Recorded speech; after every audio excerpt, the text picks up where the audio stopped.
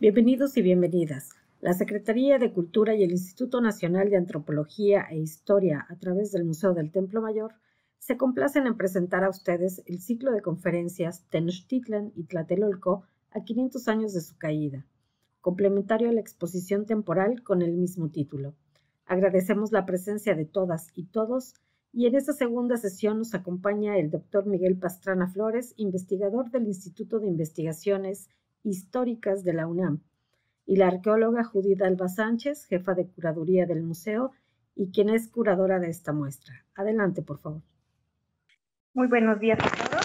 Les damos la cordial bienvenida a este ciclo de conferencias que es en torno a la exposición temporal que tenemos en el Templo Mayor, Tenochtitlan y Tlatelolco a 500 años de su caída. En esta ocasión tenemos la participación del doctor Pastrana, que nos da muchísimo gusto que hayas aceptado por esta participación y pues encantadísima de que puedas compartir con nosotros un pedacito de todo eso que conoces. Y bueno, voy a hacer una breve semblanza para pasar a la presentación. El doctor Miguel Pastrana es licenciado y doctor en Historia por la Facultad de Filosofía y Letras de la Universidad Nacional Autónoma de México. Es investigador del Instituto de Investigaciones Históricas de esa misma institución y profesor de la licenciatura en Historia de la Facultad de Filosofía y Letras. Actualmente es coordinador del programa de maestría y doctorado en Historia de la UNAM. Es autor de los libros Arte Tarasco, Historias de la Conquista, Aspectos de la Historiografía de Tradición Náhuatl, Entre los Hombres y los Dioses, Acercamiento al Sacerdocio del Calpulli, Entre los Antiguos Náhuatl, Teotihuacanos, Toltecas y Tarascos. Ha publicado varios artículos en revistas académicas y ha publicado diversos capítulos de libros, entre los que se puede mencionarse Historiografía de Tradición Indígena, en Historia General Ilustrada del Estado de México, El Corazón del Hogar, Ensayos sobre la Educación Femenina entre los Antiguos Náhuatl, en Proyectos de Educación México, Perspectivas Históricas, La Caída de Tula en el Códice Florentino, entre otras publicaciones, y por supuesto, pues todo el trabajo que has hecho en torno a este tema que ahorita vamos a abordar. En esta ocasión nos preparaste una presentación super interesante como parte de la exposición, que hablamos de diferentes causales, y en esta ocasión nos vamos a abarcar en lo que está en torno a las causales psicológicas y bueno, el tema es Texahuitl, lo humano y lo divino en los presagios de la conquista. Muchísimas gracias de nuevo y pues te cedo la palabra. Antes que nada, pues muchísimas gracias por la invitación. Vamos a proceder a compartir pantalla para que podamos empezar la charla. Bueno, pues buenas tardes, buenas noches a todos. Es un placer poder colaborar con los amigos de Templo Mayor. Siempre es un placer y un orgullo poder estar colaborando en estas labores tan importantes, tan necesarias de difusión del conocimiento histórico, antropológico y cultural de México. El tema para que fui convocado, por un lado, pues es un tema fascinante, es un tema que me gusta mucho, en el cual le he dedicado bastante tiempo, pero por otro lado es un tanto un reto, porque uno termina pues por repetirse bastante, ¿no? Entonces, siempre trata uno de darle un poco un giro a los temas, pensando sobre todo en el gran público, pues para ofrecer algo novedoso, sin caer, por supuesto, en la especialización amplia, sino que sean giros dentro de este mismo aspecto. El tema ha sido ampliamente discutido, no de ahorita, no de las conmemoraciones últimamente, sino es un asunto que ha sido discutido durante muchísimas generaciones, que ha estado presente desde que se registran las primeras fuentes aspecto de los llamados presagios, augurios, portentos, señales funestas, que supuestamente anunciaron o estuvieron antes de la llegada de las primeras expediciones militares hispanas, no necesariamente la de Cortés, pero estaríamos hablando un poco antes, la de Hernández de Córdoba en 1517, que serían antes de eso, ya se supone están estas señales. Por otra parte, es necesario recordar que estos relatos, estas referencias a estos eventos prodigiosos, notabilísimos, se dan en diferentes lados de Mesoamérica. En diferentes fuentes de Mesoamérica hay registro de estos eventos. No es solamente un asunto que atañe exclusivamente al centro de México o a la cultura náhuatl. Vamos a encontrar referencias a veces muy escuetas, a veces más amplias, a veces son unas cuantas anécdotas, a veces son relatos más o menos complejos, pero esto se ve en muchos lados. Hay múltiples referencias a estos asuntos en diferentes lados. Uno de ellos, por ejemplo, en la relación de Michoacán. En la relación de Michoacán se menciona la presencia también de los presagios, de los augurios, de los agüeros. Me voy a permitir leer un fragmento de la relación de Michoacán. No la vamos a abordar, pero simplemente para que cobremos conciencia de que eso también está presente en otros lados. En un capítulo, el capítulo 19, de los agüeros que tuvo esta gente y sueños antes que viniesen los españoles a esta provincia. Dice esta gente que antes que viniesen los españoles a la tierra, 4 años continuos se los envían sus cúes, o sea, sus pirámides, sus yacatas en este caso, desde lo alto hasta lo bajo, y que lo tornaban a cerrar, y luego se tornaba a hender y caían piedras, como estaban hechos de lajas sus cúes, y no sabían la causa de esto, más de que lo tenían por agüero. Asimismo dice que vieron 2 grandes cometas en el cielo, y pensaban que sus dioses habían de conquistar o destruir algún pueblo, y que ellos habían de ir ellos habían de ir a destruirle. Miraban esta gente mucho en sueños y decían que sus dioses se las aparecían en sueños y hacían todo lo que soñaban y hacíanlo saber al sacerdote mayor y aquel se lo sabía saber al Cazonzi, que es el principal gobernante purépecha. Y decía que a los pobres que habían traído leña y se habían sacrificado las orejas, les aparecían en sueños sus dioses y les decían que habían dicho y que les darían de comer y que se casasen con tal o cual persona, y si entrara alguna cosa de agüero no lo osaban decir al Cazonzi. Díjome un sacerdote, lo dice el franciscano compilador de la obra, díjome un sacerdote que había soñado antes que viniesen los españoles, que venían una gente y que traía bestias, y que eran los caballos que él no conocía, y que entraban en las casas de los papas, y que dormían allí con sus caballos, y que traían muchas gallinas que se ensuciaban en sus cúes. Que soñó esto 2 o 3 veces, con mucho miedo, que no sabía qué era, hasta que vinieron a esta provincia los españoles, y llegando a la ciudad, posaron en las casas de los papas con sus caballos, donde ellos hacían su oración y tenían su leña. Y antes que viniesen los españoles, tuvieron todos ellos viruelas y sarampión, de que murió infinidad de gente, y muchos señores y cámaras de sangre de las viruelas y sarampión. Bueno, es así como hay en este relato hay referencias múltiples en varios lados de estos eventos. Por un lado, se reflejan valores tradicionales respecto del mundo indígena.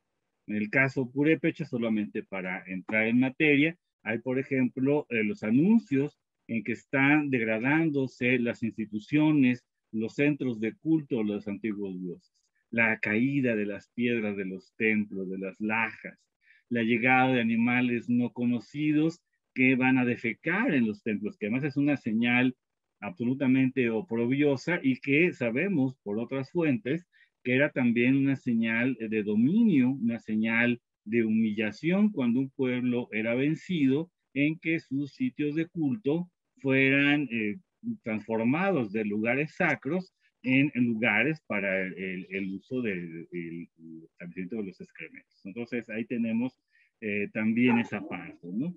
Tenemos elementos que nos pueden parecer extraordinarios, los sueños, por ejemplo, y otros que nos pueden parecer absolutamente factibles, como son las epidemias. Como son las epidemias, sobre todo la de viruela, que efectivamente llegó a Michoacán antes que la presencia física de los recién llegados. Entonces, pero esto va a pasar en muchos lados. Y esto nos refleja varias cosas. Uno, que en la lógica indígena mesoamericana, en las diferentes tradiciones mesoamericanas, se concibe como parte fundamental de la relación entre los seres humanos y las divinidades, sistemas de comunicación. Estos sistemas de comunicación pueden estar sancionados por el calendario, por las instituciones, entonces son el sacerdocio, son los templos, es el culto, las ceremonias regulares que están perfectamente establecidas a lo largo de todo el año, pero también hay un sistema paralelo que es el de las señales, de los portentos, de los augurios, de las señales que hacen los dioses, de sus manifestaciones, en el que están señalando una serie de procesos, de sucesos que van de lado de manera paralela o que desbordan la institucionalidad y que justamente se refiere a eso, a los presagios, a los tetzahuitl, como los conocemos en lengua náhuatl.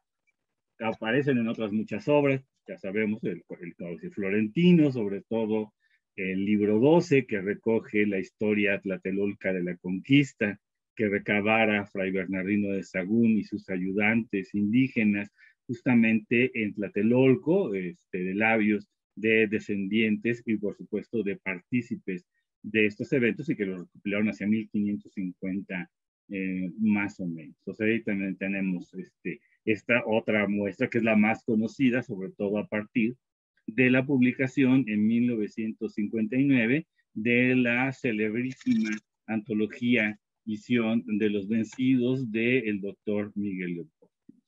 También aparecen otras obras como en la Historia de las Indias de Nueva España, Islas de Tierra Firme, de Fray Diego Durán, que recoge en buena medida la tradición tenochca de los propios tenochcas.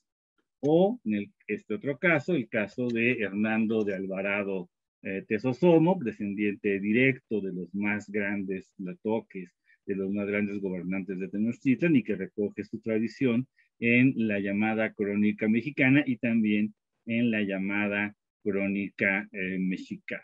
Pues vamos a encontrar allí la presencia de estos eventos, de estos supuestos anuncios, y de los cuales, bueno, su valor simbólico es muy importante porque los tetzahuitl se conciben, los portentos, los presagios, se conciben como una de las formas fundamentales de comunicación entre los seres humanos y los dioses. Los dioses mandan estas señales, mandan estos portentos, estas situaciones anómalas, pueden ser objetos, pueden ser comportamientos, pueden ser sucesos de diversa índole, pueden ser fenómenos que a nosotros nos parecerían naturales, pero en el mundo náhuatl no serían, que son manifestaciones de la voluntad divina, siempre por definición, su contenido es un tanto oscuro, es un tanto arcano, siempre requiere algún tipo especial de interpretación para poder ser cabalmente comprendido, cabalmente entendido, y que tienen múltiples significados. Pero el tetzahuitl es un prodigio que al mismo tiempo que anuncia, provoca lo que está anunciando. Una causa, es anuncio y causa de los fenómenos que le siguen. Los ejemplos más clásicos son los prodigios, los tetzahuitl, de la caída de Tula, la famosa Tula de Quetzalcóatl, cuando Tezcatlipoca y otros dioses se manifiestan en Tula y ellos se transforman en tetzahuitl. Cuando Tezcatlipoca llega como anciano, se transforma en anciano, y lo dice el texto náhuatl muy claro, él se hace tetzahuitl, él se vuelve tetzahuitl a sí mismo. El acuerdo es hacerse tetzahuitl, volverse anciano, para engañar a Quetzalcóatl y convencerlo de beber pulque y con ello embriagarse y romper la abstinencia y el recato que debe tener como sacerdote. Entonces eso es como muy característico. Los tetzahuitl son, en ese sentido, son causa y efecto. Son anuncio de las cosas. Son una señal que al mismo tiempo provoca o inicia la concatenación de eventos que provoca finalmente lo que están ahí señalados. Como ya mencioné, en diversas ocasiones me he abocado a estudiar los significados múltiples, complejos de estos eventos, pero en esta ocasión quisiera aprovechar para mencionar otro aspecto que también me parece sumamente importante, pero todos los aspectos importantes. Uno, que es la pregunta, sea, ¿cómo se construye un Tetzahuitl? ¿Cómo es que un evento determinado, el que sea, es finalmente interpretado, entendido, asimilado como parte de un anuncio de los dioses y cómo se le va incorporando a la narración histórica? ¿Cómo es ese proceso?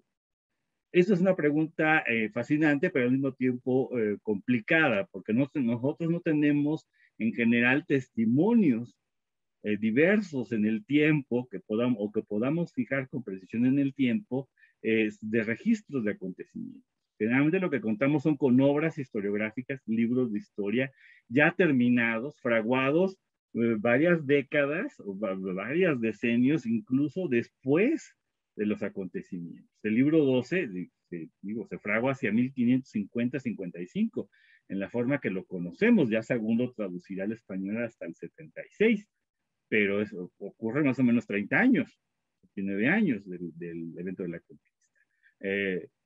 Durán recoge su historia hacia 1580, 1583, cuando está consultando la documentación en náhuatl. Ha pasado aún más tiempo.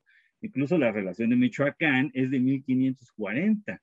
Ya han pasado varios años desde los eventos de la conquista de Michoacán. Entonces, en general, las cosas que tenemos son obras históricas posteriores que no nos permiten conocer pues el manejo de fuentes con precisión. Sin embargo, hay algunos atisbos que nos van a permitir hacer. Entonces, por un lado es cómo se construye un Tetzahuitl.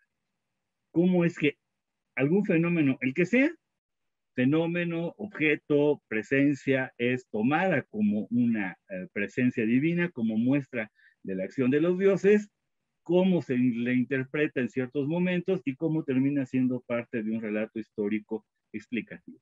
Esa es una muy buena pregunta. Y dos, un aspecto del marco institucional desde el cual estos Tetzahuitl son interpretados. Y en este que estamos hablando de interpretaciones, no podemos pensar que los Tetzahuitl sean registros, los que conocemos, sean registros puntuales en el momento en el que ocurrieron o supuestamente ocurrieron, si los conocemos por versiones posteriores. En ese sentido me voy a referir a un evento que a mí me gusta mucho, es uno de mis Tetzahuitl, de mis portentos favoritos, que es justamente el evento de la piedra Pajoa. Lo conocemos sobre todo a partir de las versiones de Alvarado Tesosomoc y de el padre Durán. Básicamente lo que refieren es que Moctezuma Xocoyotzin, Moctezuma II, manda a traer una piedra desde una cantera al sur de la Cuenca de México para llevarla a Tenochtitlan y que sirva para elaborar un gigantesco monumento de orden ritual y conmemorativo. Entonces, generalmente lo que nos abocamos es a esas versiones, a las de Tesosomoc y Durán. Sin embargo, hay otras versiones muy interesantes que vamos a ver cómo se van fraguando. En la versión popular, la piedra anuncia que no debe ser llevada a Tenochtitlan porque de hacerlo, pues será para desgracia de los tenochcas y anuncia ya no es tiempo, porque si me llevan, estaré yo ahí tirada, menospreciada, porque ya se le ha acabado a Moctezuma II la oportunidad de gobernar debido a una serie de faltas de orden ético y moral. Sin embargo, hay otras versiones muy distintas que creo que nos pueden dar varias pistas acerca de cómo se construye un Tetzahuitl. Entonces, veamos la primera de ellas. Esta es recabada tiempo después de estos por Juan de Torquemada, sin embargo, es muy interesante. Vamos a leer.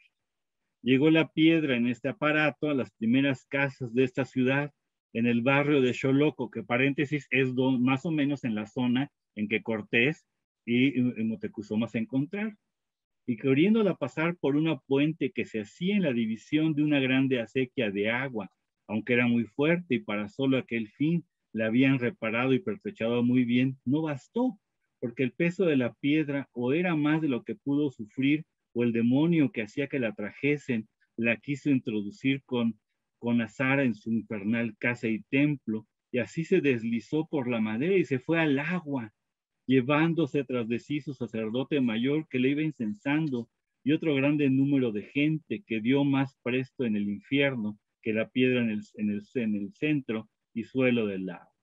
Fue uno de los mayores azares y agüeros que los mexicanos tuvieron de su desventura, porque allí creyeron que ya su Dios los desamparaba, pues no quería recibir aquel servicio de que su contemplación hacía.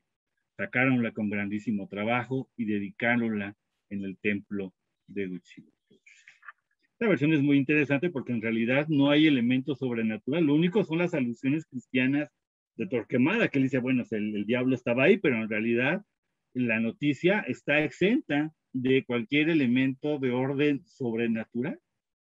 Es una piedra de inmenso volumen que los ingenieros no captan totalmente el peso o no hacen bien los cálculos, cae, se hunde en el lago y se lleva a varias gente. Pero además nos dice que la piedra se recupera, la sacan con grandísimo trabajo y la llevan al templo de Huitzilopochtli.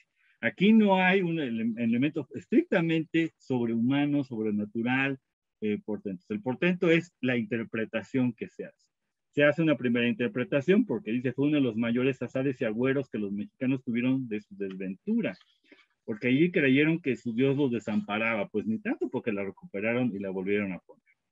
Pero esta es una primera en que no hay voces, no hay señales estrictamente ominosas, el proceso es totalmente mecánico, entonces hay una primera cuestión en que hay un suceso, está totalmente en el orden de lo normal, de lo que es las cosas comunes de los seres humanos, pero se interpreta como una primera señal, pero una señal vaga. Algo malo va a ocurrir, que exactamente, pues no lo saben porque todavía no ha ocurrido nada. Esa es una cuestión central siempre que uno está en cuestiones de presagios, agüeros, portentos, augurios y demás cosas. Son señales ambiguas de algo malo va a pasar, pero no pueden ser entendidas hasta que algo pasa y se vincula. Entonces hay una reinterpretación.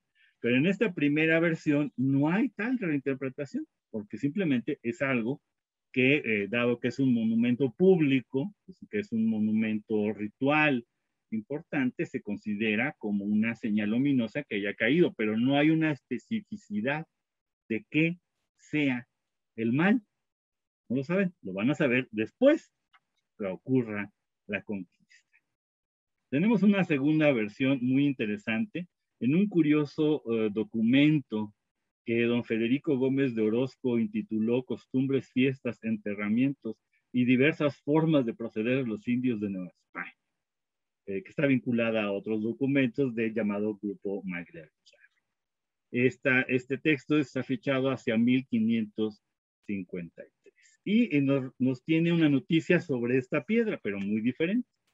Este mismo año, 1519, trayendo los indios una piedra grande a México para esculpir y pintar en ella a Montezuma, entiéndase, Moctezuma, y ponerla en Chapultepec, no tiene que ver, ahí están juntando dos eventos distintos. El labrar la efigie de Moctezuma en Chapultepec, de la cual todavía hay restos, con la piedra gigante que se está llevando a Tenochtitlan para uso ritual. Donde están las figuras de San Chapultepec, donde están las figuras de los señores que han sido de México desde que la fundaron.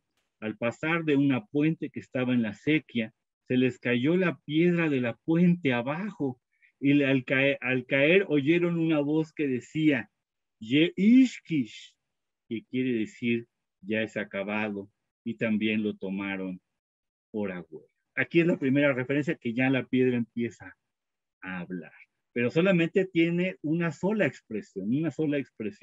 No se anuncia desde el principio, no hace prodigios, no aumenta de peso, no hace nada extraordinario, simplemente al momento en que se rompe el puente, en que se hunde en el agua, se oye una voz, que más no necesariamente es de la piedra, se oye una voz, pero no se dice de dónde sale, si del cielo, si del agua, si de la piedra misma, no dicen de qué. Y dice Yeishkish, que es muy interesante, porque es una expresión del náhuatl, una voz que se utiliza para dar la significación de que algo es ya bastante, suficiente, es todo, y que se utiliza mucho para terminar las cosas.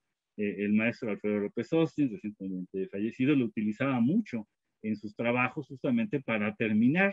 En esos trabajos decía, es suficiente, es todo, es bastante, ya no hay más que decir. Entonces, en este caso, ya empezamos con el primer elemento propiamente sobrenatural, sobrehumano, que es esa voz. Pero es una voz imprecisa, no se dice quién le emite, ni para quién está dirigida. Simplemente es algo general. ¿Qué es lo que se acabó? ¿Qué es lo suficiente? No dice de qué, simplemente lo deja al aire. Y cosa todavía más interesante, la piedra desaparece. A diferencia de la primera versión, donde la piedra es recuperada y llevada a Tenochtitlan y utilizada ritualmente, aquí la piedra ya desaparece, no se recupera, no se dice qué pasa después, simplemente no se recupera. Y se asocia con la conquista por el año 1519, cosa que en la otra versión simplemente es vago, o sea, ocurrió antes. ¿Cuánto? ¿Quién sabe? No hay precisión, pero no hay una relación directa. Aquí ya establecen una relación directa con la conquista por el año y ya hay un elemento claramente sobrehumano. La voz, que es una voz que solamente puede provenir de las divinidades o manifestación de las divinidades. Ya en las versiones que recogieron tanto Tezosomo como Durán, el asunto está mucho más elaborado. Para empezar, no son hechos aislados como en los documentos que hemos mencionado, que son hechos aislados sin relación con ningún otro, no son parte de una concatenación de eventos funestos que presagien en la conquista, simplemente es algo que está por ahí. Entonces es muy interesante. Pero en Durán y Tezosomo ya se vuelve un asunto totalmente ominoso, vuelve un asunto totalmente negativo, porque la piedra desde la cantera empieza a hablar y empieza a decir cosas que no me lleven, ¿para qué? ¿Qué les pasa? Motecuzoma es un soberbio, ha cometido infinidad de faltas, etcétera, etcétera, que en las otras versiones eso no existe, pero aquí ya se le está construyendo totalmente como un Tetzahuitl digno de anunciar la caída de la mismísima Tenochtitlan y las desgracias del máximo Tlatoani, Moctezuma Xochitl. Entonces la piedra habla en diversos momentos, explica su propio significado, pues se rompe, ella misma decide volverse ligera y pesada a voluntad y en cierto momento hunde a toda la gente que la lleva con ella. ¿Sí?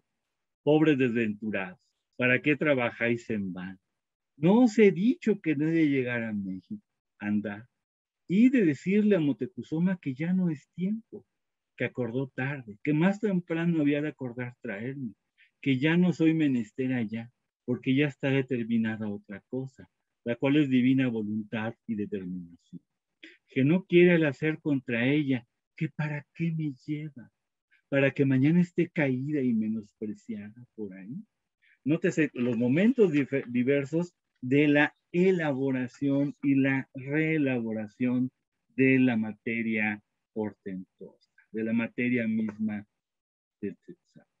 Por eso los Tetzahuitl, tan como nos son narrados en diversas fuentes, no nos dicen lo que pasó en el momento histórico al cual supuestamente se refieren, sino nos dicen la interpretación que después hicieron los historiadores, que hicieron los grupos sociales, después de acontecidos los acontecimientos. Lo mismo hacemos los historiadores actualmente, siempre decimos que las cosas eran inevitables una vez que ocurrieron, pero no lo decimos antes, no nos atrevemos a decir qué va a pasar mañana.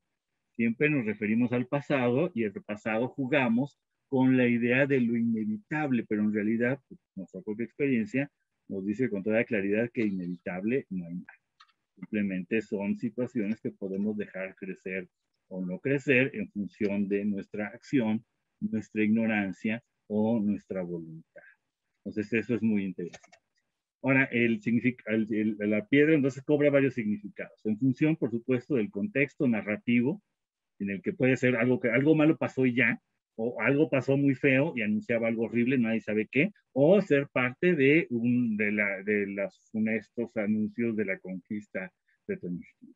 Depende de cómo se esté manejando. Entonces, pues, nos puede dar como un poco la idea de cuál fue el camino, el proceso que cada uno de los Tetzahuil registrados, tanto en Sagún como en Durán y Tezosomoc, tuvo que llevar para finalmente ser incorporado, no como una anécdota aislada, sino como un discurso que explicaba la conquista en función de la voluntad de los dioses mesoamericanos.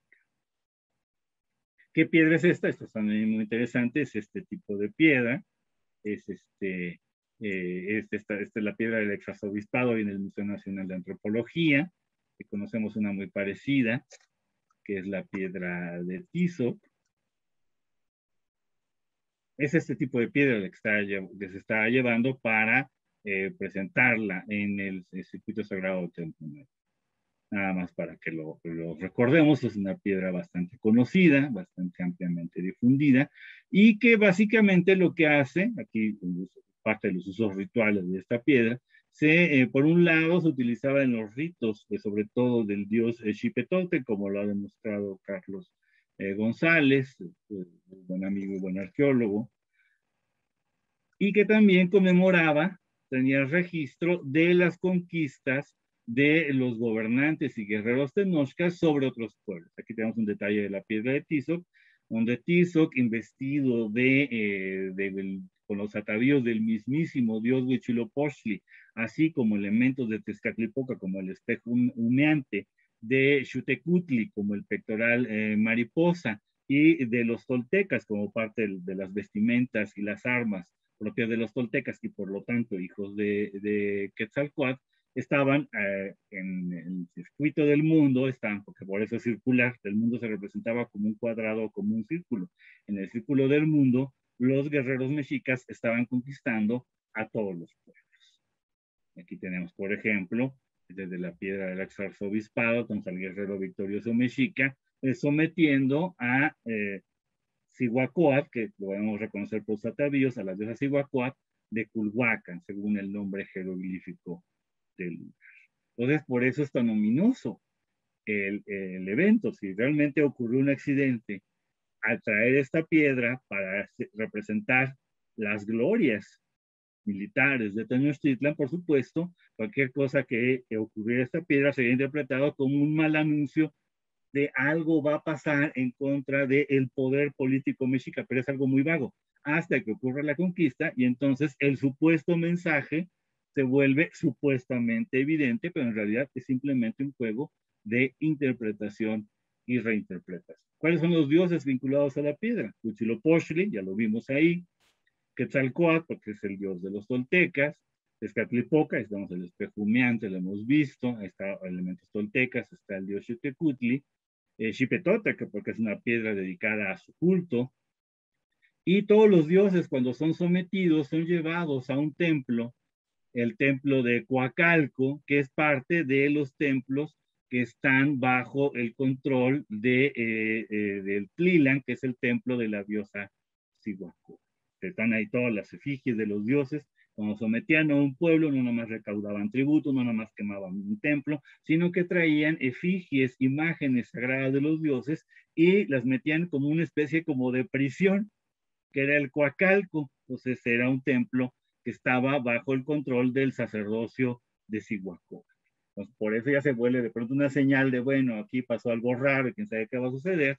Después de la conquista se vuelve una señal claramente, se reinterpreta como una señal supuestamente clara de la destrucción del poder político mexica y que los dioses, tanto que han apoyado, que han fundamentado el poder militar tenochca, como los dioses sometidos, se van, abandonan.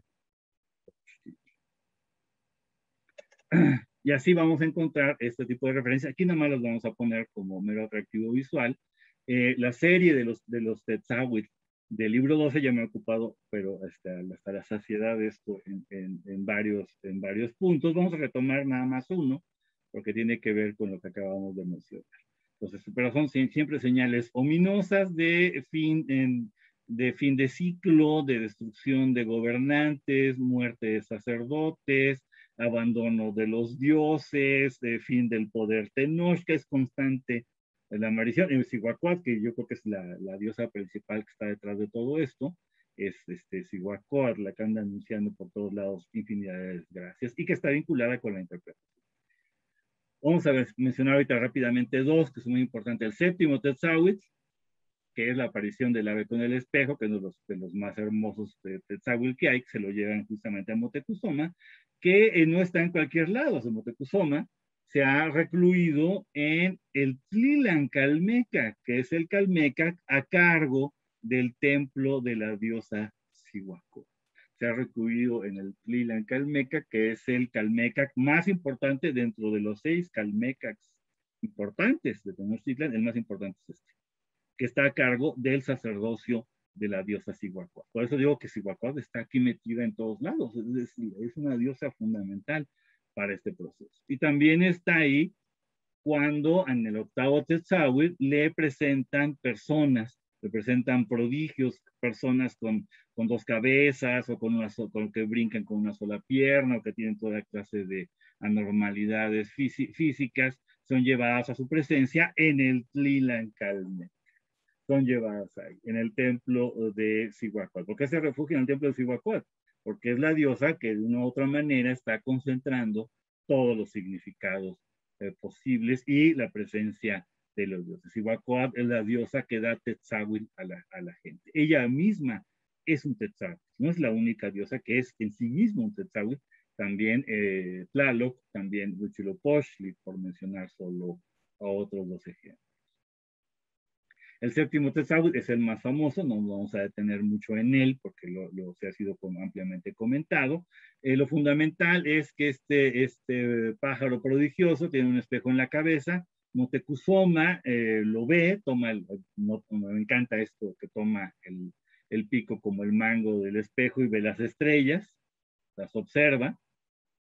Un espejo de obsidiana, que es manifestación de los dioses, sobre todo es un espejo que lo vincula a Tezcatlipoca, un dios que da y quita el poder, entre otras cosas, que da y quita la riqueza, manda enfermedades y demás. Y ahí ve 2 cosas. Un anuncio de guerras, guerreros montados en venados que destruyen Tenochtitlan, lo cual es muy evidente, no requiere mayor comentario. Y la otra que ve unas estrellas, una constelación que recibe el nombre de Mamalhuasli. Mamalhuasli es el instrumento para obtener el fuego. Aquí lo vemos rápidamente, más para que lo ubiquemos. Y que corresponde a el cinturón y espada de la constelación de Orión. Aquí lo tenemos en más detalle, lo vamos a voltear para que sea la semejanza entre uno y otro se vuelve evidente. Entonces, Motecuzoma ve estos anuncios, el primero es obvio y el segundo no nos es tan obvio, ve la constelación de Orión, ve el cinturón y la espada de Orión, que es el Mamalhuasli, y es el anuncio del fin de un ciclo, que es muy interesante. Aquí lo vemos, que esto es la ceremonia del fuego nuevo cada 52 años en Cerro de la Estrella. Claramente, después de hacer el fuego nuevo, van los sacerdotes y toda la procesión a este templo, que lo podemos identificar por este signo. Es ni más ni menos que el templo de Tlilan, el templo dedicado a la diosa Cihuacóatl. Entonces está anunciando, este portento está anunciando un fin de ciclo, un fin de era, un fin de edad, y Motecuzoma lo observa en el propio templo donde se hace la ceremonia de fin de ciclo. Ahí es justamente donde él lo observa. Y este templo está a cargo de este personaje, el Tlilancalquitecutli, también lo traduce Durán como el señor de la casa de la negrura. Es el principal sacerdote de Cihuacóatl. Nótese su signo, su nombre jeroglífico, que tiene este mismo elemento que designa aquí es Tlilancalco y aquí es Tlilancalqui, pero es el mismo signo gráfico, exactamente el mismo. Este personaje es el sacerdote principal de la diosa Cihuacóatl, el cual ya nos dice de qué se trata. pero ahí está la diosa Cihuacóatl, pero no nada más es eso. Aquí está el famoso plano de los primeros memoriales del recinto sagrado, no necesariamente es de Tenochtitlan, pero puede ser. Y aquí tenemos el templo, el Tlilan, el templo de la diosa Cihuacóatl y el Tlilancalco como unidad dentro del recinto sagrado. Es aquí donde está Moctezuma observando los presagios, supuestamente en la narración. Escenas de lo que es el templo de Cihuacóatl, de los poquitos templos de los que tenemos algunas imágenes. Tlilancalchi, que es el máximo sacerdote de Cihuacóatl, el encargado del templo de Tlilan, el responsable del Tlilancalmecac y el responsable del Coacalco, del templo donde están las imágenes presas de los dioses o de los pueblos sometidos, también es miembro del llamado Consejo Supremo del Tlatocan. Después del Tlatoani, Cihuacóatl, vienen los 4 grandes funcionarios. Tlilancalchi es uno de estos funcionarios. Entonces, ese es el contexto institucional. Moctezuma está en constante contacto con uno de los miembros de su consejo, que es el que más sabe de lo arcano y que más sabe de las señales. Entonces, ahí ese contexto institucional sumamente importante. Entonces, ya Tlilancalchi se nos presenta como un personaje particularmente relevante. No nada más es eso. Aquí lo encontramos otra vez. Aquí tenemos a Tlilancalchi, junto con un poderoso guerrero, Tezcatlipoca, entre los dos, están controlando la provincia tributaria más alejada y más problemática de todas, la de Soconusco. Entonces también tenía atribuciones de guerra, de mando, de control directo sobre provincias particularmente ricas o particularmente complicadas. Entonces es un personaje que está ligado a una serie de funciones no solo sacerdotales, sino también de mando y administración sumamente relevantes. Aquí lo pasamos muy rápido. Aquí tenemos la ejecución de Susumatzin de Coyoacán. Uno de estos, no podemos identificar porque no tiene nombre jeroglífico, es justamente el Tlilancalchi. Aunque Susumatzin era nahual, se transformaba en fuego, en águila gigante y en serpiente portentosa, aún así los mexicas lo mataron. Y uno de los encargados de ejecutarlo fue Tlilancalchi.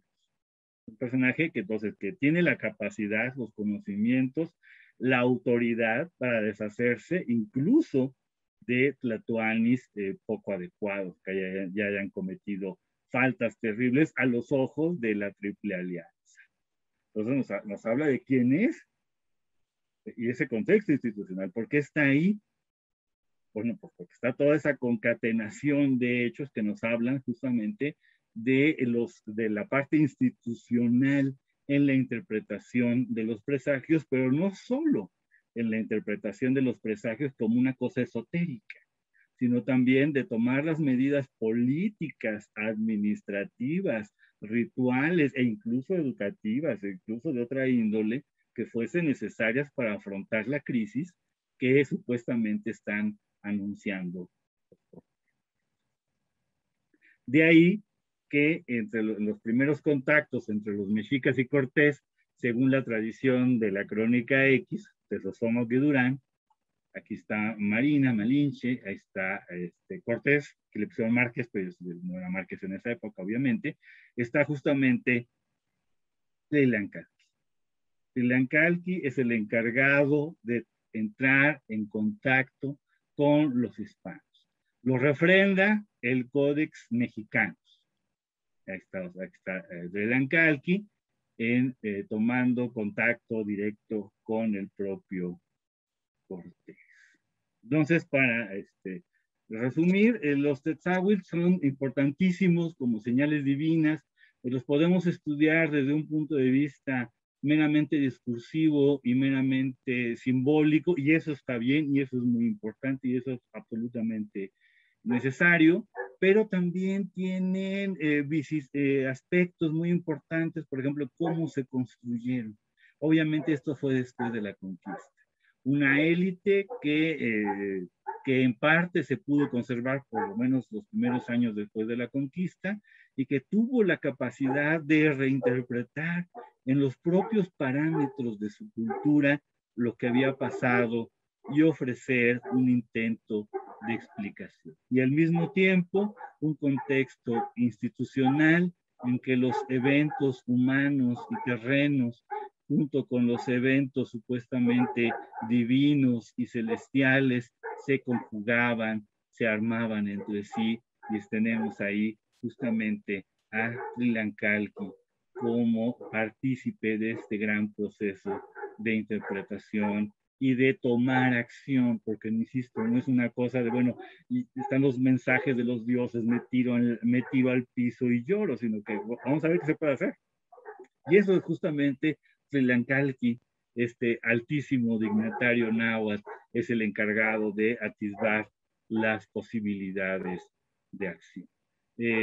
Con esto, para no alargarme mucho y dar espacio a una plática, y también sé que siempre se pide o se solicita algún tipo de bibliografía, entonces para no mencionarla nada más al aire, me permití poner esta, muy breve, y bueno, les doy las gracias por haberme escuchado y abrimos un momento de diálogo a través de sus preguntas y bueno, les doy las gracias. Muchísimas gracias, doctor Pastrana. Como siempre, es súper interesante y además es muy satisfactorio escuchar cómo nos explica y cómo nos llevas de la mano para entender diferentes procesos de lo que se ve más allá. Quiero hacer por aquí una mención, justo a la persona de aquí del público nos está haciendo una petición, creo que sí es aceptado.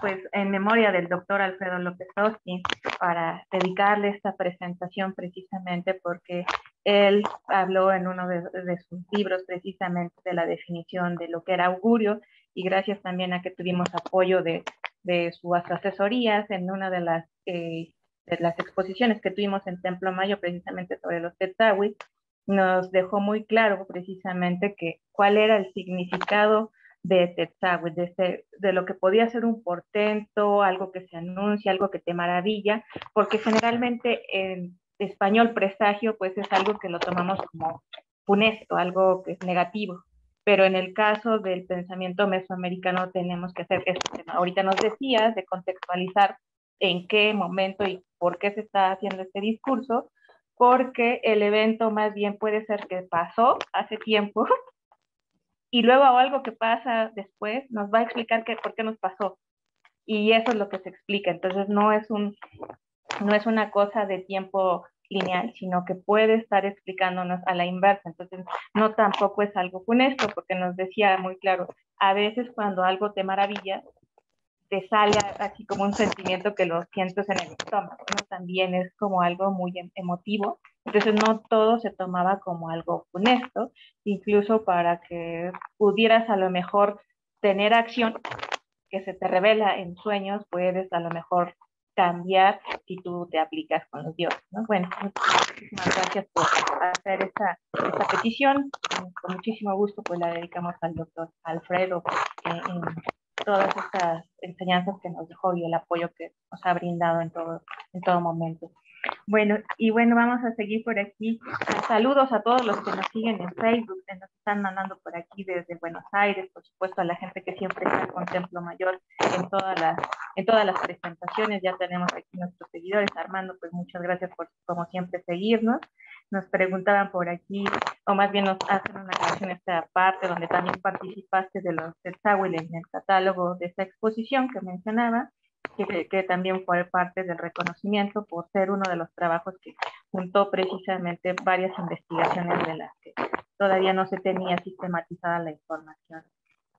Por aquí nos preguntaban que qué tan cierto era esto de los presagios. Yo creo que podría entrar un poquito y te cedo la palabra, porque tú justo ahorita nos trataste de explicar, más bien son narrativas que se construyen, entonces no sabemos qué tan ciertos sean todos, sino que lo vemos con este análisis histórico para saber más bien qué trataban de decirnos a través de estos mensajes. ¿Tú nos quieres comentar un poquito esto? Porque a veces creo que al público no le queda así tan claro. ¿Realmente pasaron o no pasaron?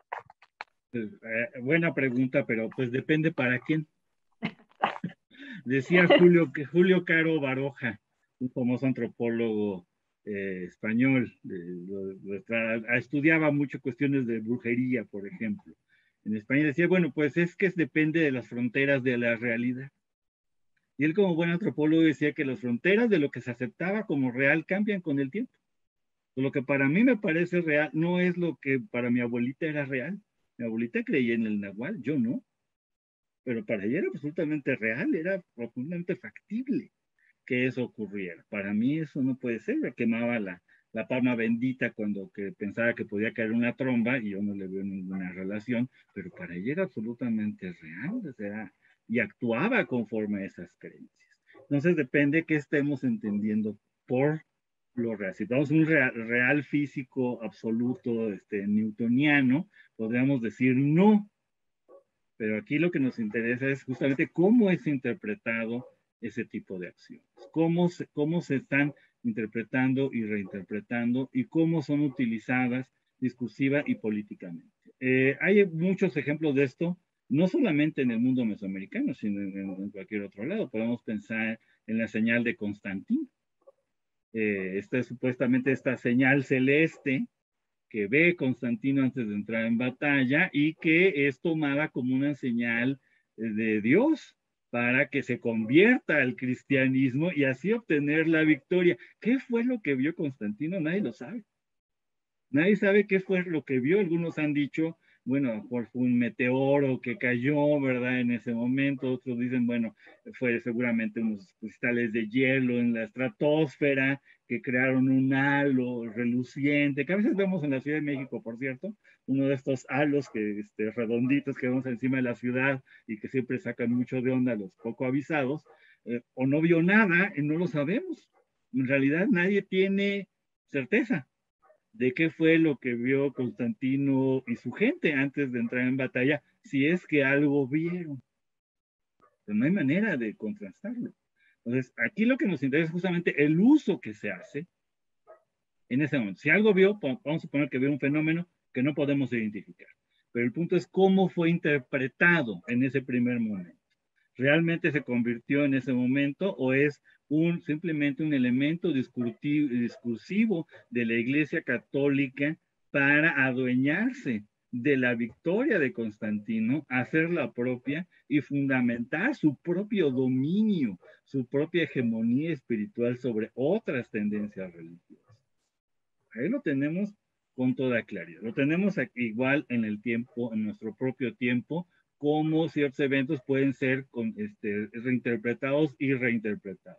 Empezó realmente en el mercado de Hunan la pandemia que nos aflige, realmente fue una sopa de murciélago, o salió de otro lado. O sea, evidentemente lo que los científicos digan, el universo de las creencias es muy amplio. Entonces depende para qué.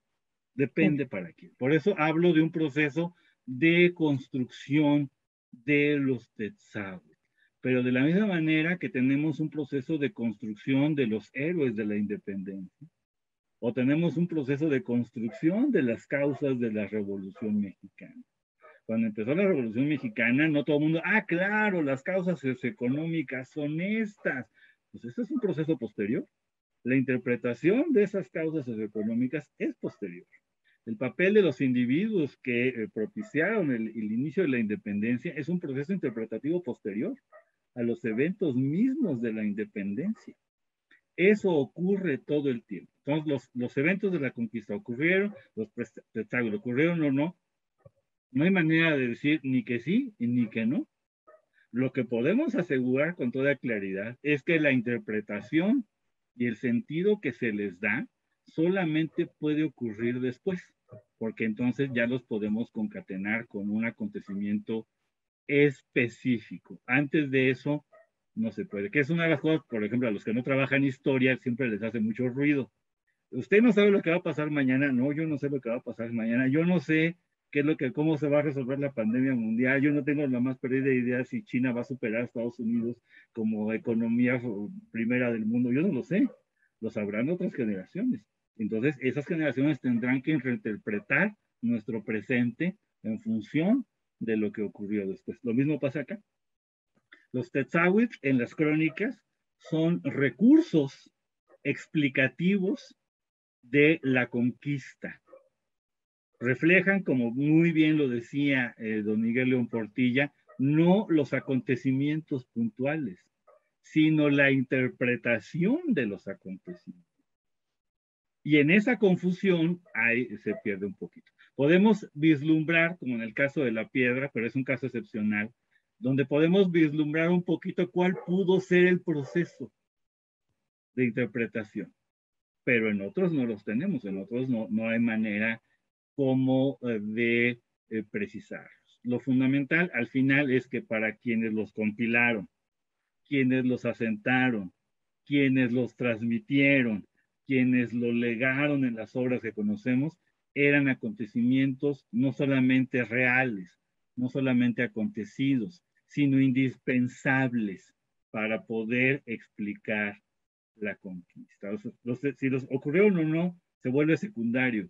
Lo importante es que debieron ocurrir, porque de no ocurrir, entonces la conquista se volvería un sinsentido. Se volvería una masa de violencia sin significado.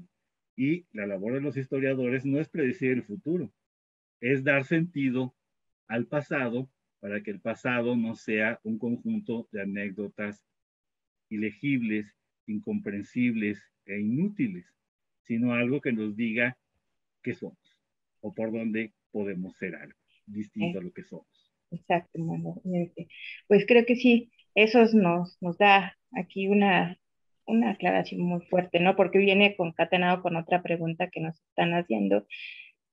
Esta explicación que se da, porque es un relato que se construye para poder, en el pensamiento mesoamericano, que creo que eso es importante, ¿no? Mencionar que era una forma muy diferente. Por aquí me preguntaban que si había presagios del lado español y pues más bien sí nosotros explicamos la parte de los milagros que se relataron durante los eventos de la conquista y que también hicimos esta comparación entre lo que se pensaba de ese lado y lo que realmente aquí era el pensamiento mesoamericano.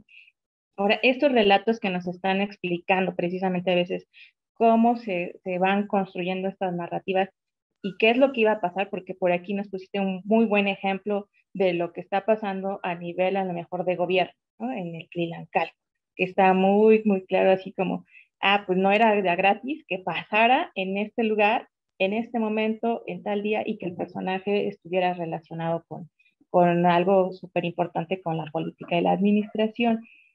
Eso también podría darnos una visión de que se sentía una tensión entre la población y si se abarcaba a una parte de la población o solamente a los que le interpretaron después.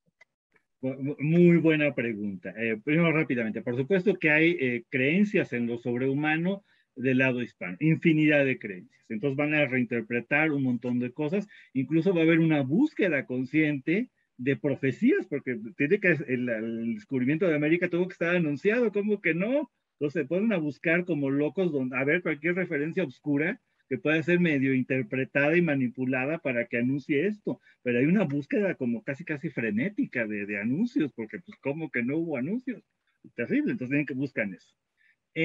Claro que sí, los presagios son parte de la construcción del discurso histórico sobre la conquista.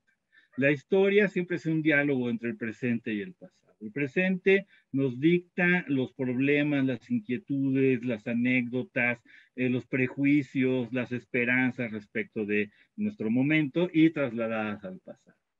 En ese sentido, también los presagios nos permiten entrever conflictos sociales. Las sociedades mesoamericanas, lo sabemos, eran sociedades profundamente desiguales, como lo han sido todas las sociedades humanas. Algunas más, otras menos. Pero las sociedades humanas han sido profundamente desiguales. ¿Qué hay en los presagios, en los Tzetzahuit, cuando nos presentan a gobernantes aterrorizados, atemorizados, confundidos? No solamente Moctezuma, también el Canzonci de Michoacán, cuando nos presentan sacerdotes que no saben qué pasa, son consultados y no tienen idea que hubo un fenómeno extraordinario, ni me enteré, ¿no? Casi, ¿no? ¿Qué es lo que nos están diciendo? Fallas en la institución. Están criticando a su propia institucionalidad y están criticando a su propia élite. Una élite enriquecida, poderosa, un enorme prestigio, con una gigantesca arrogancia, que vive muy separada del común de los macehuales, de los simples labradores, de las señoras que todos los días hacen la comida para su familia, que todos los días hacen el fogón, que preparan las cosas. Están profundamente alejados, terriblemente alejados. Y esta gente no supo responder frente al embate de la conquista. ¿Dónde está la explicación? Una explicación de orden moral, cosmológica y simbólica. Es que antes no habían cumplido sus funciones. En lugar de ser valerosos, se atemorizaron. En lugar de conocer los designios de los dioses, los ignoraban. En lugar de cuidar de los ancianos y de las madres solteras, de los huérfanos, se enriquecían y eran opulentos. Eran orgullosos en lugar de ser humildes. Entonces, hay una crítica moral que se concentra, por supuesto, en la figura del Tlatoani. Tlatoani se vuelve como el ejemplo discursivo, no quiere decir que lo fuera en la realidad, de todos los defectos, de todos los males de la sociedad. Entonces, los Tzotzil, los presagios también reflejan eso, esa crítica profunda a las desigualdades sociales y dejan entrever las profundas tensiones que tenía esta sociedad. Primero, entre la Triple Alianza y sus adversarios. Había tensiones territoriales, políticas, intensísimas. De ahí que Cortés pudiera ser como el factor aglutinante de esas diferencias. No las inventó él las aprovechó, pero las diferencias ya estaban. Las diferencias entre los miembros de la Triple Alianza, porque está Moctezuma imponiendo a su parentela donde pueda, en Texcoco, en Tlacopan, en Iztapalapa, en Ecatepec, pues está imponiendo a su gente a como dé lugar, está cerrando las posibilidades de ascenso social, que no, tampoco eran muchas, al permitir solamente la educación para los pilis y el mando superior solamente a los hijos de los pilis y excluyendo a los hijos de los macehuales, que es su primera acción de mando. Pues todo eso se refleja justamente en los Tzotzil.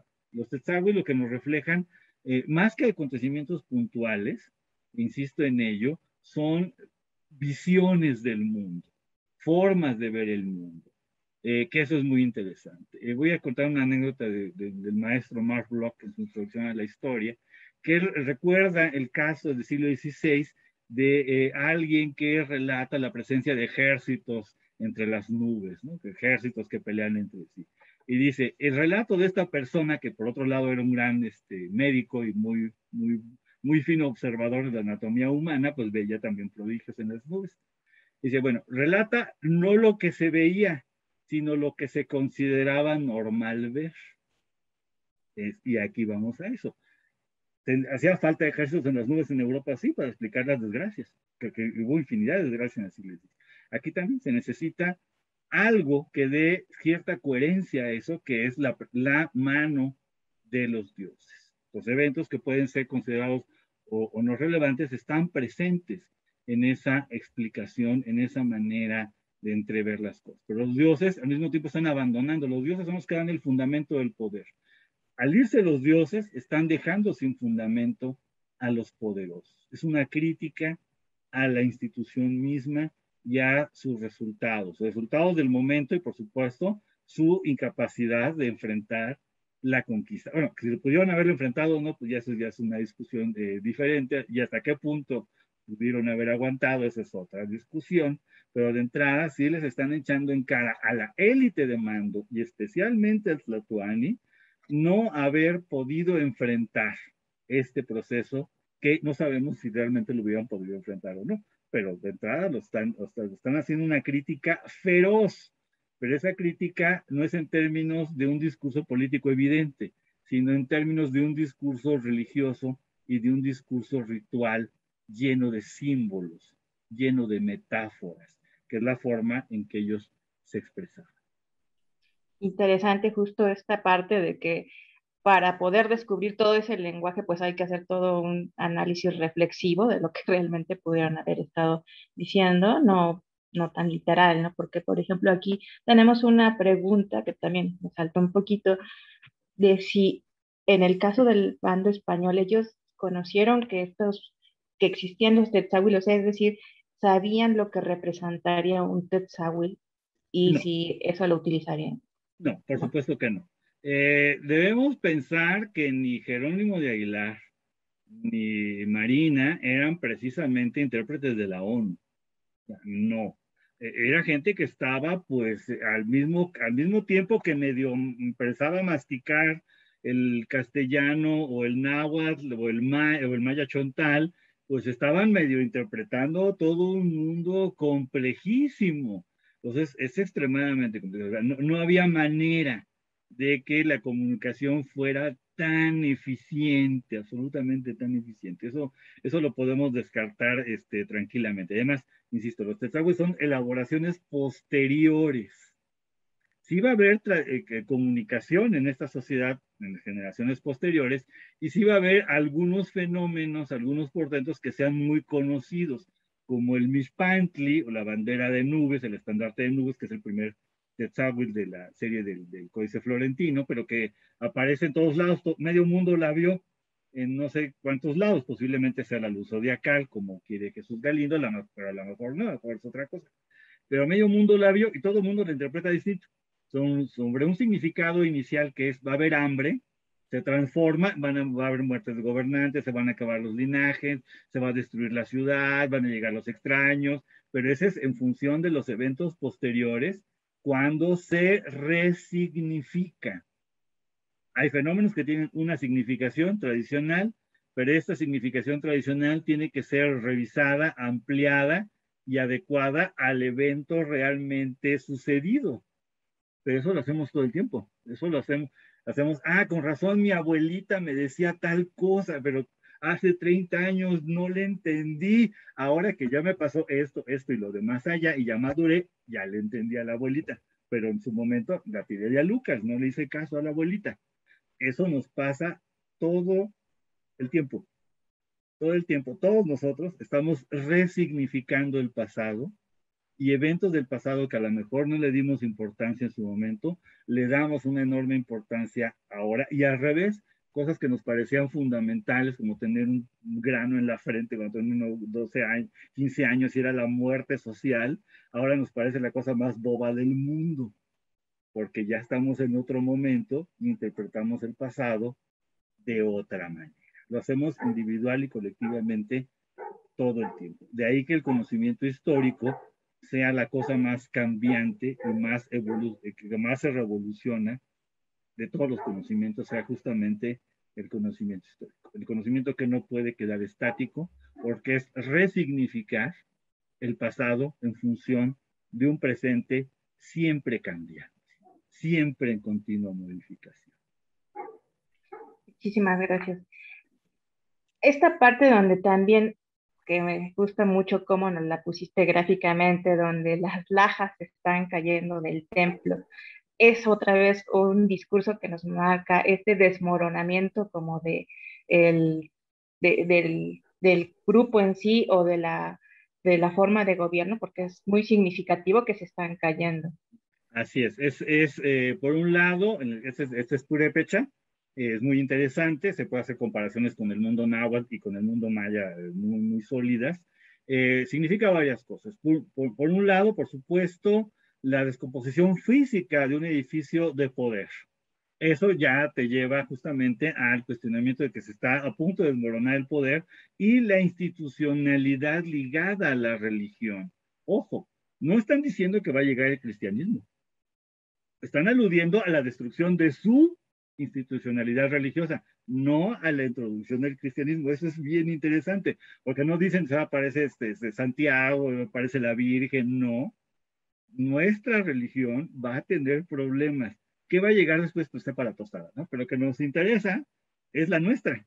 Son nuestros dioses, es nuestro culto, son nuestros templos. Entonces, es interesante incluso estos anuncios de cambio de la religión, lo que anuncian es la destrucción de una, no tanto la llegada de la otra. Y eso es bien interesante porque es obvio que se hace desde los creyentes, desde los practicantes de las religiones mesoamericanas y no desde los catecúmenos de la nueva religión. Y eso, por supuesto, es parte del debate sobre la construcción de la historiografía y las narrativas indígenas sobre la conquista y el periodo inicial de la colonia. Muchas gracias. También ahorita que estábamos retomando esto de que son anuncios, son causa de efecto también, retomar, por ejemplo, esto que ahorita nos mencionaste muy rápidamente, de quiénes son incluso los dioses, ellos mismos son los Tetzahuitl, Huitzilopochtli, que en esta narrativa cuando nos hacen de toda la historia de cuál es su nacimiento al final, menciona él mismo, él es un Tetzahuitl, porque fue también creación de un portento. También ahí hay una concatenación entre que tiene que ver que es Huitzilopochtli, que está también como la parte más fuerte de los mexicas, en comparación, por ejemplo, que nos hablaste de Tula, ahí mencionabas un poco Quetzalcóatl, ¿no? Que también esta era como una parte de los Tetzahuitl. En el caso de los mexicas, Huitzilopochtli tiene este mensaje también, es un Tetzahuitl que menciona, que está ligado con la parte de la organización también, pues religiosa y política. Sí, sobre todo cuando se menciona eso es en el relato de su nacimiento en Coatepec. Es un Tetzahuitl y es un Tetzahuitl terriblemente ominoso y absolutamente funesto porque mata a todos sus hermanos. O sea, los persigue, los destroza, los descuartiza, los avienta del cerro, les quita sus cosas, los asalta. O sea, es un hermano absolutamente terrible y monstruoso. Es un Tetzahuitl, no es un tipo simpático. ¿Y a qué viene? A dominar a otros pueblos y a matar a quien se deje. O sea, el mensaje es así, absolutamente brutal. Y sí es interesante que el Tetzahuitl a Tetzahuitl.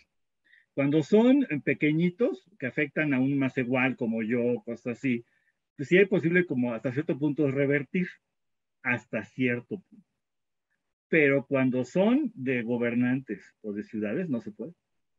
Ahí, los que se aparecen en Tula, es la destrucción de Tula. Los que le aparecen a Susumachin es su muerte y no hay manera de que no se muera Susumachin. Los que son de la conquista de Tlatelolco, por los Tenochcas, no hay manera de revertirlos. Moquihuis trata y no puede, se lo es vencido. Los Chalcas igual.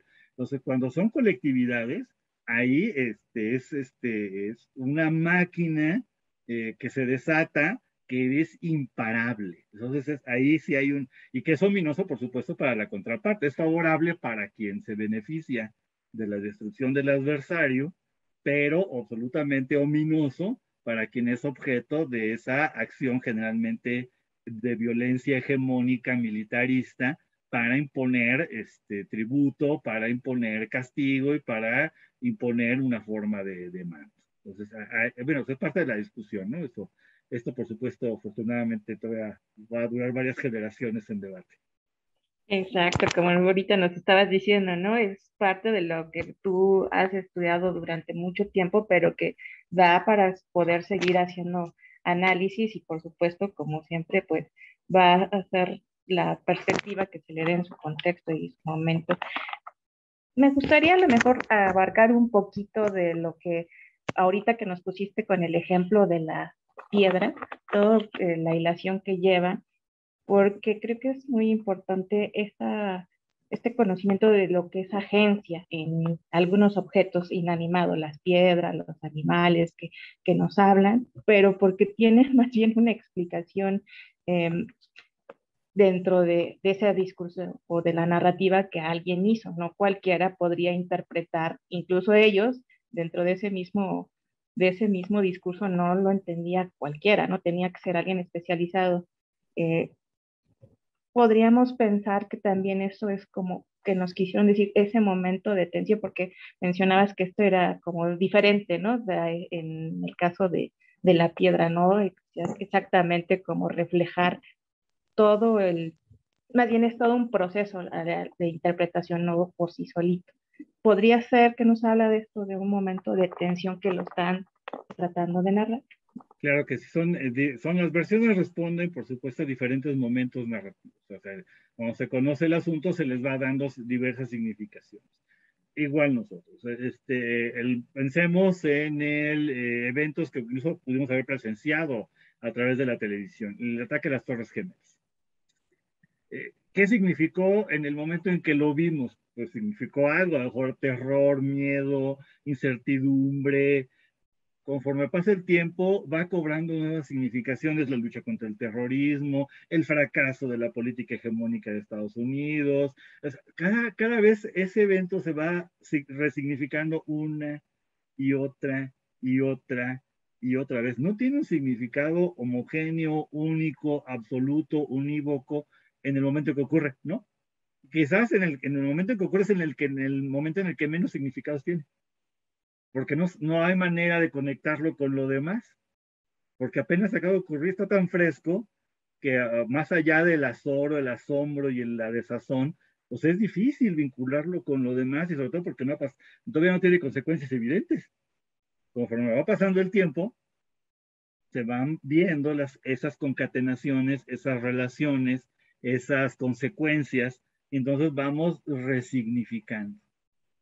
Y no es lo mismo para quienes lo vimos en la televisión en vivo, para quien se lo contaron en la escuela, que no lo vivió, que no lo recuerda, que era tan pequeño que no lo recuerda. Entonces, la significación se va modificando. No es lo mismo las restricciones para volar a los que las conocimos cuando no existían, que los que nacieron y vivieron todo el tiempo con esas restricciones. Para ellos es normal, pues así siempre ha sido, para nosotros no. Entonces ahí están esas cosas. Entonces no es lo mismo para quienes vivieron el mundo de esplendor Tenochca a quienes nacieron después de la destrucción de ese mundo y con la construcción de los panes. Entonces hay una constante significación. Entonces una significación posible a partir de los textos de un mensaje ambiguo, algo malo va a pasar y nada más algo malo que quién sabe. ¿A quién? No sabemos. ¿Qué tan malo? Pues sepa. ¿Sí? Se transforma en el anuncio del fin del linaje de los Tlatoque mexicas. Pero necesitamos que se acabe el poder de los Tlatoque para que lo podamos significar como tal. Antes no se puede porque todavía están ahí ejerciendo el poder. Entonces se necesitan ese tipo de situaciones para significar y resignificar el pasado. Y un pasado que, insisto, está escrito y está vislumbrado fundamentalmente bajo la lógica mesoamericana. Claro, conforme pasa el tiempo habrá más tintes de la cultura, caldo cultural, colonial, por supuesto, con elementos cristianos, con elementos grecolatinos, por supuesto, pero será poco a poco. Pero el núcleo, si ustedes lo vemos, es claramente mesoamericano. Es muy significativo que sean fenómenos, que sean presagios de fin de ciclo. Cuando se acaba un ciclo, el ciclo de 52 años y el de 104 años, es un cierto retorno al caos primordial. De ahí, por ejemplo, que las mujeres que estén embarazadas se pueden transformar en Tzitzimime, ¿no? Porque ellas comparten esa esencia de la creación. Entonces tienen que poner esas máscaras de maguey, ¿no? Entonces es interesante que estos fenómenos de cambio de ciclo en los que se vuelve un poco ese caos, los objetos aparentemente inanimados cobran animosidad. En el Popol Vuh, por ejemplo. Los trastes cobran vida y atacan a los hombres de palo. Pues es básicamente lo mismo que hace la piedra. Cobrar vida, manifestar la vida latente que siempre ha tenido, hacerla pública. ¿Por qué? Porque es un momento que se está regresando a ese caos primordial. Entonces puede manifestar y puede hablar. Lo mismo vamos a encontrar en otras culturas. Entre los purépechas es muy claro. Hay alusiones clarísimas a que se está regresando a ese caos, y ellos lo dicen. Vienen otras personas que no habían sido creadas, son personas nuevas, que nadie sabe quiénes son, no sabemos nada de ellos, porque son personas nuevas, es decir, es una nueva creación. Y ahí también empiezan a hablar los caimanes, el maíz tierno crece exuberantemente, hay una serie de rupturas del orden, digamos, natural, porque se está regresando a ese caso. Por eso hablan las piedras, porque es el momento en el que lo pueden hacer. En tiempos normales no, sabemos que están animadas, tienen estas almas de las que hablaba nuestro amigo y maestrísimo Alfredo López Austin, tienen esa animosidad, pero en tiempos normales no se manifiestan. ¿En qué momento se manifiestan? En el momento del amanecer, en el momento de la creación, que es cuando esas esencias pueden manifestarse en el mundo. Entonces es un poco comparar la conquista, y eso es lo más interesante, con un momento de destrucción de una era y el nacimiento de otra. Y además, si lo pensamos en términos sociales, lo fue.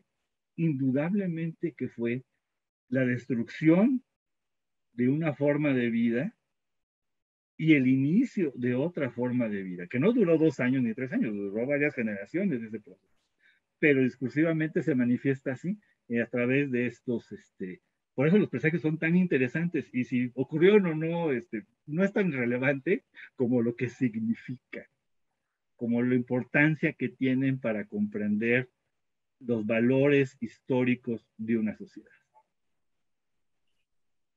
Oye, pues pasando precisamente en el tema de los objetos, ahorita que estábamos hablando de cuándo y en qué momento, y nos preguntan aquí, ¿qué otros objetos, aparte del espejo, se pueden relacionar con los tetzaveh? Bueno, un tetzaveh puede ser cualquier cosa, cualquier animal, objeto, fenómeno y un comportamiento. O sea, una persona normal que de pronto se empieza a comportar de una manera absolutamente anómala, totalmente contraria a sus valores, eso es un tetzaveh. De ahí que la importancia que se da en muchos relatos al comportamiento de Moctezuma II, que se comporta contrario a un gobernante. En lugar de ser valiente, aguerrido, afrontar las cosas, está dubitativo, temeroso, llora. Bueno, el personaje en el discurso, insisto, no el personaje real. ¿Sí? El personaje en el discurso, ¿por qué? Porque se le tiene que mostrar así, porque él se vuelve un tetzaveh. Su comportamiento contrario, totalmente contrario a los valores de guerra, belicosos, de autocontrol, de dominio de sí mismo que debe tener un gobernante, él es la cara contraria. Él es el primero que provoca la destrucción de su ciudad. Justamente al dejarse llevar, y las descripciones de su interioridad son maravillosas. Hay todo un intento de psicología por parte de varias fuentes, sobre todo las tlatelolcas, de decir su centro de conciencia, que es su corazón, su centro de voluntad, su centro de equilibrio psíquico, que es el corazón, está dando vueltas, está confundido, está mareado, está envuelto, me encanta eso, que está sumergido en chile como torta ahogada, me encanta, porque es que está sufriendo, o sea, el personaje sufre interiormente y no sabe qué hacer, tiene terrible dolor, está lleno de púas su pensamiento, o sea, está atormentado. Es un intento muy interesante de psicología del personaje, no importa si el personaje real era así o no, ese es otro asunto, pero es en términos otra vez del mundo náhuatl, justamente otra vez pues las categorías que nos enseñó Alfredo López Austin en Cuerpo Humano e Ideología, que son la llave para entender ese intento de psicología, que es intento desde los valores del mundo náhuatl, desde la concepción misma del cuerpo humano del mundo náhuatl, y no desde la concepción europea de la persona, sino desde el otro lado. Por eso es el corazón lo que le falla, por eso el tonali se le va, por eso el hijillo de los magos anda haciendo cualquier cosa menos lo que debe de hacer para enfrentar a los españoles. Pero son las entidades anímicas mesoamericanas las que están trastocadas, no los hados y las constelaciones europeas. Es bien importante la discusión acerca del carácter de estos relatos. Pues interesantísimo cómo nos has estado explicando muy desmenuzadamente. Quiero aprovechar aquí un inter para también agradecer a todos los que nos siguen de fuera. Aquí nos están mandando saludos desde Guatemala, desde el Cusco en Perú, del Estado de México. Pues muchísimas gracias por seguir a esta transmisión. Pues vamos a seguir nosotros en este ciclo de conferencias. Y bueno, creo que voy a ir haciendo un poquito el cierre para poder invitar a la siguiente presentación. En términos generales, el presagio es una narrativa que se construyó para explicarse lo que pasó en ese momento de conquista. Es un lenguaje que hasta ahora vamos poco a poco desmenuzando y tratando de comprender qué es lo que nos pudieron decir en ese momento, ¿no? No tenemos todo 100% dicho, se van construyendo. Y bueno, en ese sentido, ¿tú qué más nos podrías decir así en general para poder ir cerrando la sesión?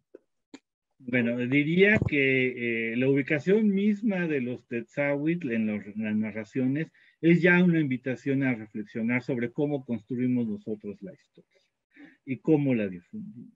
Hay dos estrategias bien interesantes que siguen la historiografía de tradición indígena y sus autores. Ponerlos al principio como la gran introducción, que es la estrategia de los autores del libro 12, los tlatelolcas sobrevivientes de este evento, y la otra es entretejerlos con una narración mucho más amplia, que es el caso de la llamada Crónica X de Sosomoc Durano. Son dos estrategias narrativas distintas que llevan al mismo fin, pero es lo mismo que hacemos nosotros, donde ponemos la explicación del pasado. En un capítulo introductorio donde ya están todas las llaves de esa explicación, o las entretejemos en nuestra propia narrativa para poder al final decir, con razón pasó esto. Entonces, eso es una cuestión muy importante. Es fundamental acercarnos en la medida de lo posible a estos relatos y a estos eventos con simpatía, con empatía, no negándolos como cosas irracionales, míticas, palabra que nos encanta para descalificar todo lo que no es nuestro, sino verlos como formas de comprensión de la realidad, distintas de nuestra propia comprensión, pero por ello mismo como ventanas a la comprensión de cómo el ser humano, de cara a lo inesperado, de cara a la incertidumbre que nosotros estamos viviendo con mucha intensidad, es capaz de plantearse la posibilidad de comprender el pasado para así comprender el presente y atisbar la posibilidad de un futuro que sea mejor. Yo creo que eso es lo fundamental y con eso me gustaría quedarme. Muchísimas gracias por esta presentación. Excelente, como siempre. Nos haces reflexionar mucho y ese es uno de los objetivos también, de invitarlos a que vayan a la exposición. El museo está abierto todos los días, excepto los lunes y los jueves, de 9 de la mañana hasta las 5 de la tarde. Entonces, pues ahí les hacemos esta cordial invitación para que puedan visitarlo y también para que nos sigan en nuestras transmisiones en este mismo espacio. El próximo martes 23 de noviembre vamos a tener la presentación de un diálogo muy interesante, que fue un ejercicio, justo ahorita que hablábamos con Miguel, de lo que fue el lenguaje y lo que significó hacer precisamente esas traducciones, pues también eso fue como súper importante, no fue tan un proceso rápido y que se entendiera a la primera, pero que es fundamental para entender cómo fueron en ese momento los procesos que poco a poco se fueron dando. La fuerza de las palabras, una experiencia de interpretación, los esperamos en esta siguiente sesión y por supuesto pues con el gusto de que nos hayan acompañado, que lo puedan tener presente siempre aquí en este lugar, los vamos a esperar. Muchísimas gracias y no me queda más que desearles una muy buena tarde. Gracias.